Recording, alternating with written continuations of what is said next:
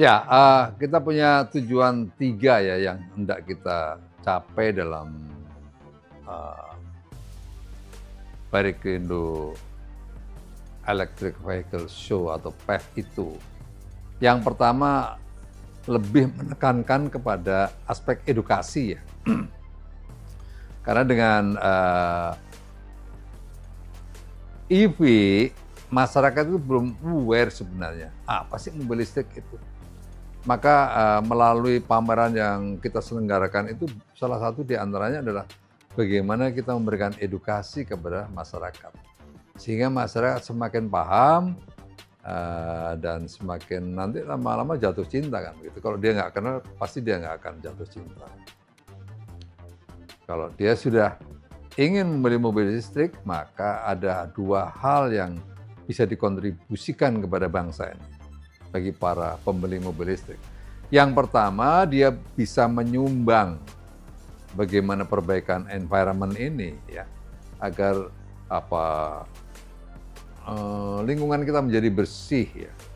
Terus yang kedua, ikut membantu mengurangi pengeluaran negara dari import bahan BBM. Nah, itu 2 hal itu sebenarnya kontribusi positif bagi pembeli mobil listrik ya. Tujuan kami yang kedua adalah ini sebagai ajang promosi ya.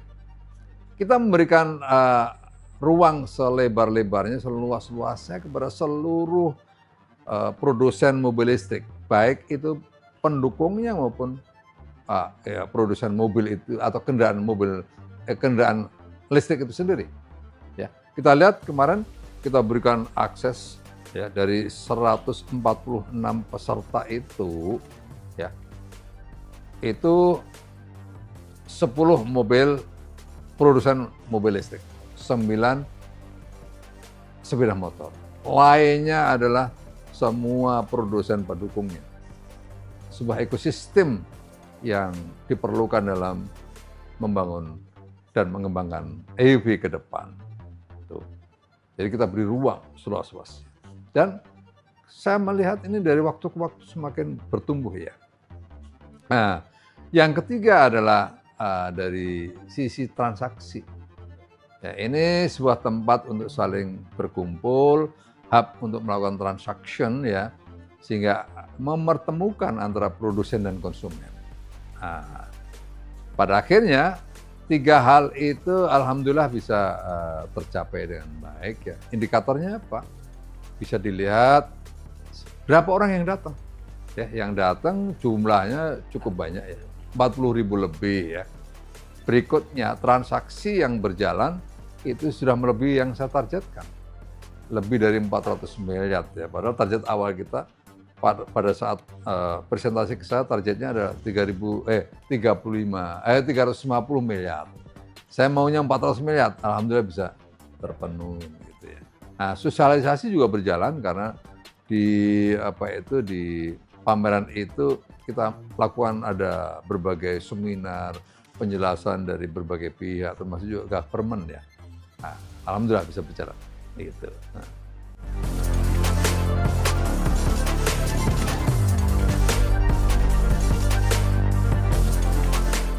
Ya, melalui sosialisasi masyarakat semakin paham bahwa baterai listrik tidak seperti yang dia bayangkan. Karena dalam pikiran masyarakat atau isu tentang baterai, satu, mudah terbakar. Yang kedua, masalah jarak. Yang ketiga, masalah chargingnya lama. Yang keempat, merasa mahal. Gitu. Ini bagian dari baterai saja. Isunya seperti itu. Ya. Berikutnya masyarakat juga melihat, wah nanti kalau mau beli mobil listrik, leasingnya belum siap. Atau beli sepeda motor listrik tidak semudah sepeda motor biasa karena ada leasingnya. Berikutnya jadi faktor keuangan ini juga menjadi menentukan. Ya. Berikutnya yang ketiga pasca jual. Nanti saya beli mobil listrik sekarang, nanti jualnya gimana ya setelah saya beli? Apakah sama dengan mobil biasa? semua isu tentang EV itu harus kita pecahkan. Tidak bisa hanya pemerintah sendirian memikirkan itu. Maka Periklindo yang berposisi sebagai strategik pemerintah, partner strategik pemerintah, maka kita ya dari Periklindo berusaha semaksimal mungkin untuk bisa mewarnai kebijakan. Ya, yang pertama kebijakan insentif, Periklindo ikut bersuara ya, agar ada sebuah insentif yang bisa menggairahkan mobil atau kendaraan listrik di Indonesia. Nah, kita dorong itu ya. Berikutnya kita juga menyuarakan agar para perbankan nasional itu sudah mulai membuka pintu selebar-lebarnya atas pemberian kredit atau leasing kepada siapapun yang akan membeli mobil listrik, ya kendaraan listrik. Gitu. Berikutnya, kita juga pemerintah telah memelopori untuk membangun dan memperbanyak fasilitas ya, pengisian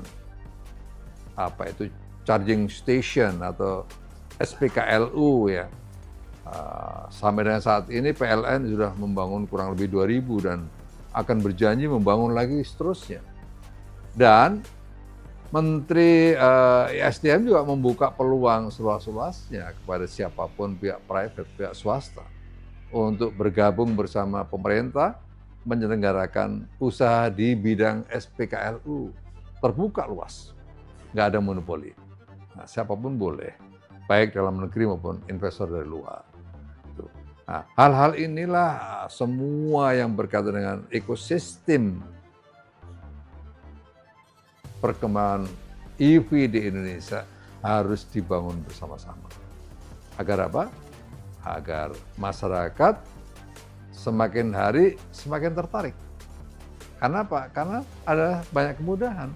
Bank memberikan kemudahan, charging station ada di mana-mana, semakin hari semakin cepat, berikutnya harga kendaraan listrik semakin hari juga semakin murah, dan seterusnya. Sehingga ini kedepannya akan menjadi sesuatu yang menarik.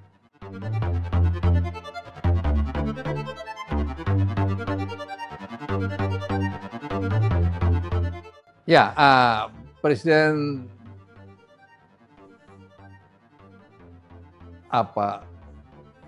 telah memberikan apresiasi ya. Presiden telah ada rasa kaget gitu ya. Wah, ternyata nggak seperti yang saya bayangkan gitu. Pameran Periklindo ini luar biasa ya, cukup menarik, cukup besar, di luar ekspektasi beliau gitu. Nah, yang pertama kesannya beliau sangat senang dan bangga ya bahwa perkembangan EV di Indonesia sangat pesat ya. Kaget lagi beliau melihat harga-harga yang punya persaingan yang sangat tajam ya, khususnya di sektor sepeda motor ya. Tuh. Berikutnya juga beliau juga melihat, oh ternyata produk-produk dalam negeri juga bertumbuh dengan pesat. Ya. Bukan karena saya terus MAB salah satu merek nasional yang bertumbuh ya. Karena MAB juga ada truk, ada bus, ada sepeda motor, dan berkembang lagi ke mini kendaraan mini untuk angkutan kota. Presiden kaget juga itu melihat perkembangan industri dalam negeri dan juga yang lain-lain. Jadi saya berterima kasih kepada Presiden Joko Widodo telah hadir di situ, dan ini memberikan semangat baru kepada semua produsen EV ya, bahwa secara nyata Presiden hadir di tengah-tengah itu dan memberikan semangat. Semangat itu sebenarnya telah ditunjukkan oleh Pak Presiden Joko Widodo itu melalui Perpres 55 ya, yang dirubah lagi menjadi Perpres 79, berikutnya lagi diikuti lagi Inpres nomor 7. Dan kemarin saya juga menyarankan Pak, melihat pertumbuhan EV di Indonesia baik yang dari luar maupun dalam negeri, maka pemerintah harus betul-betul melindungi Pak, melindungi khususnya produksi dalam negeri, agar nanti jangan semuanya merek asing menguasai di Indonesia, nanti terus kita produksi nasional kita menjadi tenggelam kalau nggak mendapatkan perlindungan dan atensi yang serius begitu. Beliau sangat setuju itu ya, beliau sangat setuju. Saya berbicara selaku Ketua Perikindo menyuarakan agar semua produsen dalam negeri anak bangsa ini harus betul-betul dilindungi oleh pemerintah. Begitu.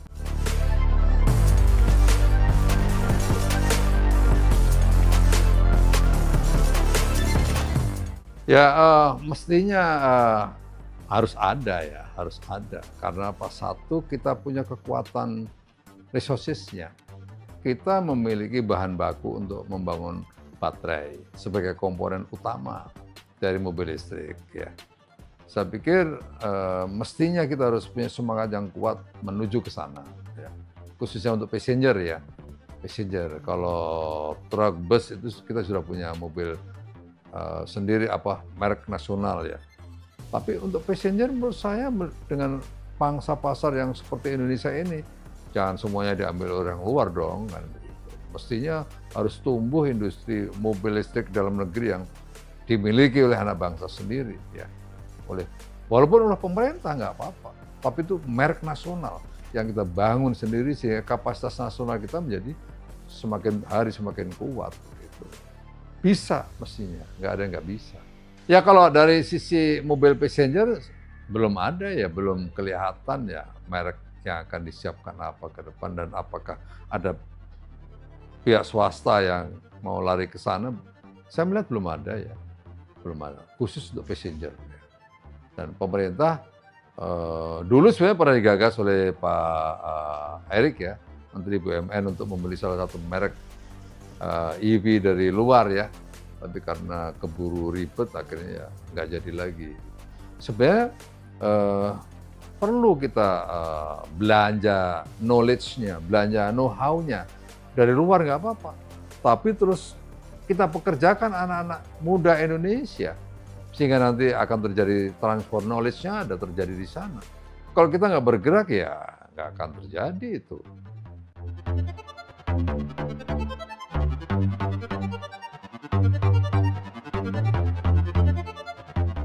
Ya, yang pertama pemerintah mengedepankan TKDN. Ya. TKDN harus 40%. Kenapa itu? Karena kita ingin menggerakkan industri pendukung dalam negeri ini bertumbuh dengan pesat. Itu TKDN. Berikutnya tentu persoalan environment, bagaimana itu dijalankan dengan baik, ya. Sustainable-nya berjalan.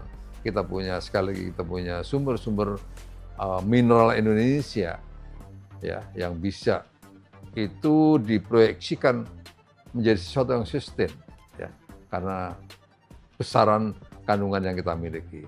Tapi jangan salah bahwa ke depan juga baterai tidak saja diproduksi dengan bahan-bahan baku seperti nikel dan litium, banyak alternatif lain ke depan. Dan kebetulan di Indonesia memiliki semuanya. Untuk itu sustainable-nya menurut saya pasti bisa terjamin. Yang lebih penting lagi adalah bagaimana menjaga environment ini. Ya sebenarnya pemerintah melalui PLN ya telah memiliki, Menteri SDM telah memiliki roadmap menuju green economy. Ya, secara tahapannya sangat clear, ya sangat clear gitu. Pada tahun sekian persen batu bara mulai dikurangi dan sebagainya. Itu sudah ada roadmap-nya. Semuanya itu dalam rangka menuju ekonomi green economic ya, atau terjadi transformasi energi ya, dikonversi ya, konversi energi dari batu bara menjadi non batu bara. Berikutnya transformasi energi dari apa yang sifatnya fosil menjadi non fosil atau renewable energy. Ini semuanya roadmap-nya sudah disiapkan oleh pemerintah ya. Untuk itulah maka sesungguhnya siapapun yang mendirikan SPKLU itu bisa tidak hanya tergantung dengan PLN, bisa aja menggunakan energi surya dan energi yang lain. Nah, semuanya bisa sudah diatur oleh PLN ya sebagai otoritasnya.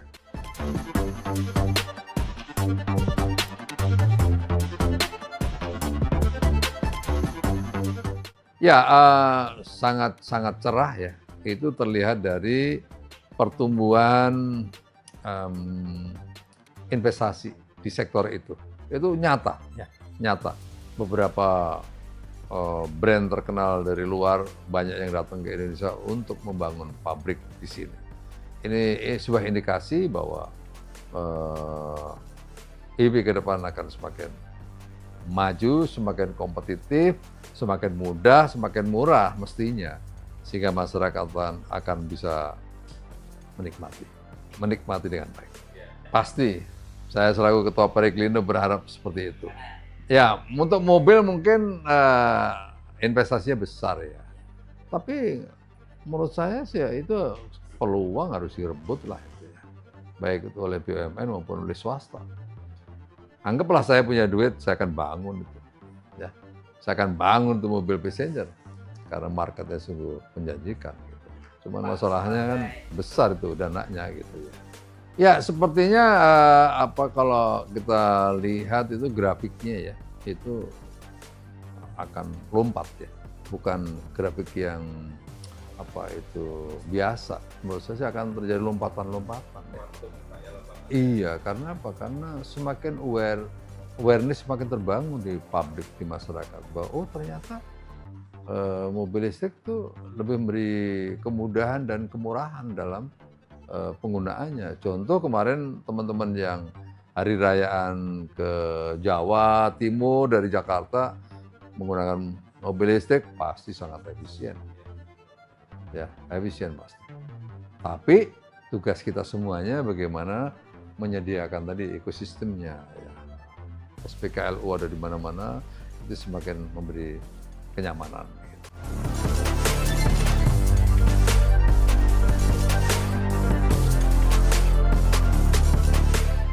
Ya, saya ingin menyampaikan pesan kepada masyarakat bahwa mobil listrik itu cukup aman. Jangan Anda berpikir, mobil listrik itu entar kebakaran lah, entar koslet lah, listriknya dan seterusnya, enggak ya. Enggak. Mobil bensin pun kebakaran juga ada. Tapi persentase sampai dengan saat ini kebakaran mobil listrik itu sangat-sangat kecil. Tuh, jadi jangan ada rasa takut seperti itu.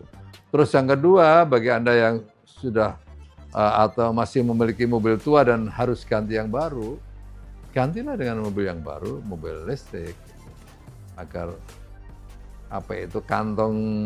kantongmu nggak perlu tebel-tebel gitu, dengan kantong tipis saja bisa charging murah begitu, nggak perlu beli bensin mahal-mahal gitu. Jadi, mobil listrik atau kendaraan listrik siapa takut? Jangan takut.